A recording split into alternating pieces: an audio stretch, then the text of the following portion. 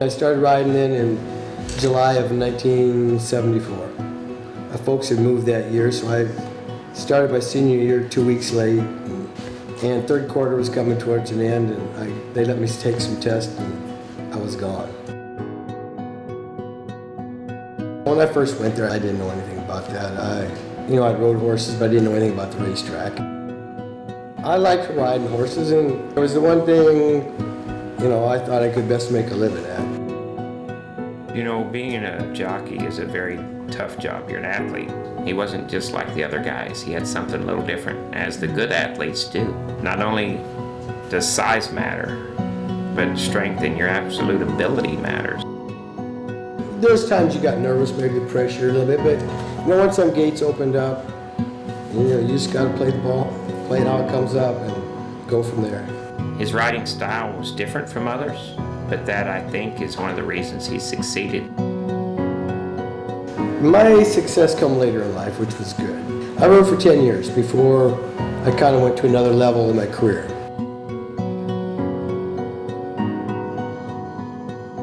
I ran the 1990 Haskell and win the Hawthorne Gold Cup.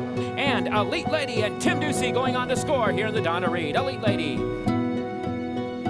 I was leading rider in Omaha. That was my first big thing because I grew up in Iowa and my folks lived close to there, and it was kind of like the hometown. And it was the first big place I was ever lead rider. I won the Cornhusker there, and that was like my first big stake. And it was at home, and it meant a lot. A major accomplishment was Terry. I met her at the racetrack, so that was my biggest one. I just took care of all the work for him, and I managed the home life. And all I ever had to do was ride. She took care of the business part. I was galloping out after a workout, and the outrider was chasing a loose horse the wrong way, and him and I were coming on the point of a turn, and we had a head-on collision. I got the phone call from a trainer, and he told me that Tim had been involved in a head-on. I just assumed it was a head-on. Hindsight, looking at it now, it was a split-second thing that happened. It was traumatic. And then when he was giving me the details, and I just kind of put it all together, I was told that his ankle was broke, so. Broke pretty much everything from my kneecap to my toe. Well, it's going to affect him forever because, a lot of bones were broken and a lot of healing, and he's a lot older than he was 20 years ago. He's still working on it. It's a work in progress. He still works out, and after all of his surgeries, he went to physical therapy, which was his job, and it's still healing. His career he didn't decide for his career to end that day. God did, the accident did.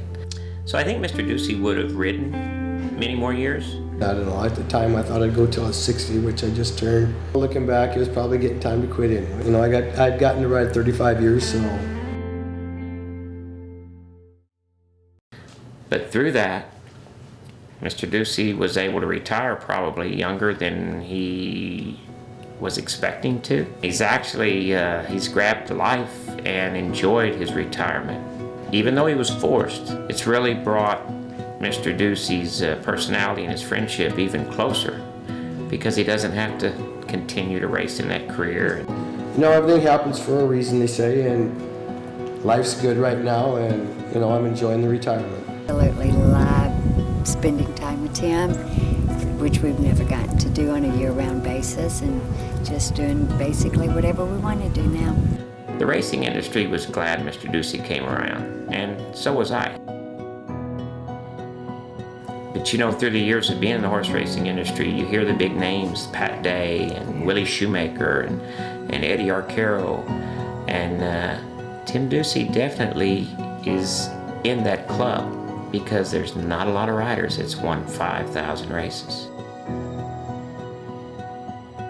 That's a fantastic achievement for a little guy from Nebraska who thought he was the right size to ride horses and thought he'd try that.